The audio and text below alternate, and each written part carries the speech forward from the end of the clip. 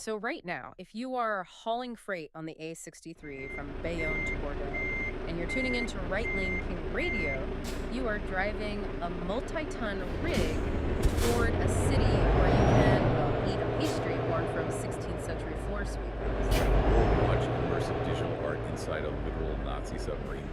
Exactly. And then go grab a pint of stout in a former witch hunt prison? I mean, it's wild. Okay, let's unpack this. Yeah, we have a stack of historical accounts, architectural blueprints, and local event schedules for this exact week, June 2026, to really map out your arrival. Because to understand Bordeaux, you need to look past the beautiful facades and see the collision of eras that built it. The city is just the absolute definition of extreme duality. So pull into the city limits, and the first thing you realize is that Bordeaux's entire identity is dictated by the water. Absolutely. The Garonne River runs right through it, and that waterway is the physical engine for basically everything we're going to explore today.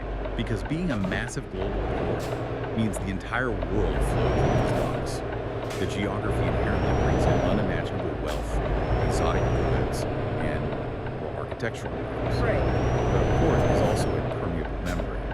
It lets in massive societal shifts, wealth inequality, dark superstitions, and eventually the heavy concrete machinery of modern life. And you can actually taste that global collision the second you step out of the cab. I mean, you can't drive a heavy rig into a new city without figuring out the local snack situation first. Definitely. And in Bordeaux, that means tracking down.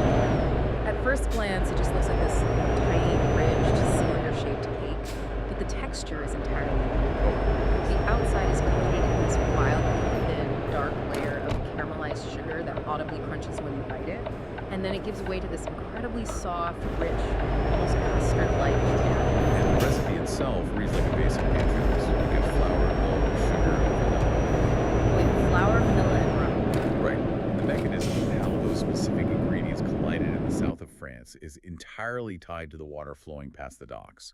I mean, vanilla and rum are obviously not native to the French countryside. Yeah, definitely. Imported from the Caribbean and tropical colonies via massive trade routes that terminated right at the waterfront. Which perfectly sets up the legend of how it all came together back in the 16th century, specifically with the nuns in a local Bordeaux. Yeah, the story goes that these nuns would actually walk down to the chaotic, bustling port and scavenge the holds of the ships that had just arrived. Wait, like literally sweeping up the spilled leftover flour that had burst out of the sacks during the long ocean transport? Exactly. They were recovering whatever waste they could find. They took those literal floor sweepings, combined them with the exotic spices flowing through the local markets, and wrapped the dough around actual pieces of cane. Oh, to give it that distinct ridged shape. Yes, and that physical piece of cane is actually where the original name, Canelés, comes from. It's essentially the 16th century version of upcycled street food. You know, take the sheer byproduct of global shipping and turning it into a culinary item. It's brilliant. There are competing legends, of course. Some historians argue the pastry actually originated a century later with a specific guild of bakers called the Canelés. Oh, right. And didn't that historical squabbling over its origins bleed into modern times, too? It did, yeah. In the 1980s, an official brotherhood of the Canelés was formed in Bordeaux, and they made this formal decree to drop one N from the traditional spell. Just to differentiate their specific modern standard for the pastry, which is honestly kind of hilarious. It is. But whether spelled with one N or two, Canelés only exists because Bordeaux was a central hub of global commerce. It is quite literally the taste of international trade wrapped up in local ingenuity. And that same global trade completely dictated the layout of the physical waterfront. The wooden ships that brought that rum and spilled flour are long gone now, replaced by a waterfront dominated by two massive, jarringly contrasting structures. Right, and the first is the Bassins Lumiere. And this is where the history of the port gets very dark and very heavy. Yeah, during the Second World War, Bordeaux's strategic position on the Atlantic coast made it a prime location for the German military.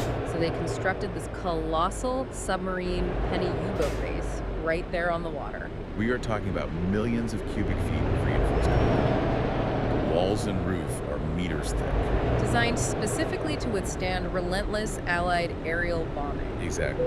It's a building that radiates dread just by looking at it. But today, that exact structure houses the Bassins de Lumière, which is a massive digital art center. which is such a wild contrast. They project these towering, immersive displays of classical and contemporary artists directly onto the concrete walls of the submarine pits. And the water inside the docks reflects the light, and the sheer scale of the concrete makes the acoustics deeply resonant. Oh, I bet. I mean, the physical acoustics of a concrete bunker must change the entire experience. They absolutely do. The space was built to contain the roar of diesel submarine engines. Now it captures and amplifies classical music while these vibrant colors wash over brutalist gray walls. But hold on, let me ask you this. You're taking a site of immense historical trauma, a Nazi military base, and projecting pretty lights onto it. Doesn't that risk turning a grim historical monument into a glossy tourist trap? Like, isn't that just glossing over the horror of what that building represents? It's a really fair criticism, but we have to look at the logistical reality of the space. A structure like that U-boat base is virtually indestructible. Right, it's demolishing it would be a nightmare. It would require a staggering amount of explosives and capital and would likely damage the surrounding city infrastructure. So since it cannot be easily erased, the city is forced to reckon with it. By transforming it into a center for art, Bordeaux is engaging in a deliberate urban reclaiming. So they're refusing to let a space of wartime occupation dictate the emotional landscape of modern waterfront. Precisely. They're essentially starving the dread by feeding it light. I love that. And you see that same impulse to reclaim the industrial waterfront just down the river and the modern crown jewel. Oh, definitely. And the structural contrast between the two buildings couldn't be any starker. Yeah, where the U-boat base is all rigid, imposing, straight lines of grim concrete. The CK Duvet is this swirling, gleaming, high-tech, metallic structure. It's actually designed to look like the fluid motion of wine swirling in glass. And building the CK Duvet wasn't just about celebrating wine. It was a highly calculated move for urban renewal. That specific area of the waterfront used to be a dilapidated, heavy industrial wasteland. So by constructing a massive, futuristic, multi-sensory cultural center there, the city intentionally shifted its economic and cultural center of gravity northward. Exactly, breathing life into a dead zone. And the timing of your drive today is incredible because you're pulling into town for a major milestone. The Cité du Vin officially opened on June 1st, 2016. Right, so this week, the first week of June 2026, they're throwing a massive 10th anniversary weekend celebration from June 4th through the 7th. Yeah, they're hosting a free open house, family events, and a huge outdoor concert in the gardens hosted by the Warren Dog. It's going to be a huge party, and it has been a wild success. In a decade, it has pulled over 3.5 million visitors from 170 countries. It serves as this modern beacon for the city's central export. But, creating a 10-story metallic wine decanter on an industrial waterfront requires an unbelievable amount of modern engineering. It really does. But that impulse using massive engineering to dominate the skyline isn't new to Bordeaux.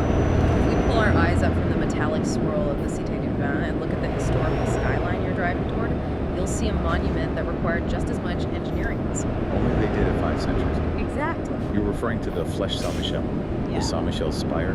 I am. Right now, that spire is the talk of the town. The tower has been completely closed to the public since 2021 because they found severe, threatening cracks in the stone walls. Right, but after 4 years of intensive labor, it is officially reopening on June 13th, 2026. Which is just a monumental event. I mean, the Saint Michel spire stands 114 meters tall, making it the second tallest freestanding bell tower in France. And it was built in the 15th and 16th centuries in the flamboyant Gothic style. And for anyone who isn't an architectural historian, flamboyant Gothic means the stonework is carved so intricately that it almost looks like flickering flames or delicate lace. It's absolutely breathtaking, but it makes the stone incredibly fragile. Yeah, over the last 500 years, this tower has taken a beating. It has survived direct lightning strikes, hurricanes sweeping off the Atlantic, and even actual earthquakes. Which completely explains the massive structural fractures. Stone degrades over time. Wind shear, acid rain pollution, and the sheer downward gravitational pull of the masonry eventually compromise the integrity of the structure. Here's where it gets really interesting. To fix it, the city had to spend 12 million euros and erect 700 tons of scaffolding around the spire. Wow. And that scaffolding isn't just a ladder for workers. It acts as a temporary exoskeleton. It braces the fragile stone against the wall, while the masons surgically repair the cracks. And they just finished dismantling that 700-ton metal use on the screen, right? Yep. They they essentially performed a 12 million euro, 700-ton chiropractic spine adjustment on a 16th century stone giant. That is such a good way to put it. It is a stunning feat of modern engineering applied to medieval architecture. And it raises an important point about the original design of the structure, too. You mentioned it's a freestanding bell tower. Right, meaning it's completely separate from the main St. Michel Basilica. It's sitting right next to the church, but not actually touching it. Exactly. And there is a deeply practical structural mechanism behind that choice. Bells of that massive scale generate immense kinetic energy and deep acoustic vibrations when they swing. Oh, so if you attach a 114-meter tower housing those swinging bells directly to the delicate, vaulted stone ceilings of a Gothic church. The sustained vibrations over the centuries will literally shake the whole of some church. Wow. So by building the tower freestanding, the architects isolated the seismic shock. They built medieval shock absorbers. They did. But even with that brilliant foresight, maintaining a UNESCO World Heritage Site in a bustling modern city requires constant, multi-million euro vigilance just to keep it from collapsing under its own weight. And the city is throwing a massive party to celebrate the fact that it's still standing. For the reopening on June 13th, there will be a huge banquet in the square and a carillon concert where musicians play the tower's newly secured bells. And they are offering 2 weeks of free interactive access to it. So if you've got some downtime after you park your truck, you can climb those steps and see the entire port, the river, and the city spread outward. It really offers the ultimate perspective on the layout of Bordeaux. But, as beautiful as that view from the heavens is, looking down on the medieval city reminds us that every old port has a dark underbelly. Oh, absolutely. We have to talk about the shadows in those narrow streets. Because while the merchants were getting filthy rich at the port in the 1600s, the surrounding areas of Bordeaux were gripped by absolute visceral terror. The early 17th century in this region was entirely defined by brutal societal tales. Let's start with the werewolf panic of 1603. It kicks off when a 14-year-old girl named Marguerite Poirier is attacked in the woods and claims her attacker was a werewolf. Normally, you'd expect the authorities to write that off as a wild story. But then, a teenage boy named Jean Grenier voluntarily steps forward and confesses to the crime. And his confession was highly detailed, deeply disturbing, and fundamentally challenged the legal and medical norms of the era. He bragged about it to the authorities. He claimed that he regularly transformed into a wolf and that he had hunted and shot several deities. He fully confessed to unacking Marguerite, but the way he claimed he actually transformed is what makes this story so wild. He didn't say he was bitten. No, the mechanism of his transformation leaned heavily into demonic pacts. Right. Grenier claimed that an older man named Pierre du Tillier took him deep into the woods to meet a figure they called the Lord of the Forest. And Grenier described this lord as a dark, imposing man riding a black horse. This figure supposedly gave Grenier a literal physical wolf skin to wear, along with a magic potion that allowed him to shapeshift. What's truly fascinating here is how the court responded. This is 1603.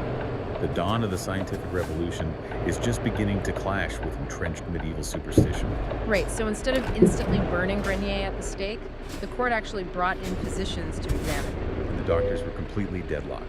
One camp looked at this starving feral teenager and diagnosed him with a recognized psychological condition called lycanthropy. Which is a severe delusion where a person merely believes they are an animal, heavily exacerbated by malnutrition. It's exactly. But the opposing camp of doctors entirely rejected the psychological explanation, arguing that Grenier was under the undeniable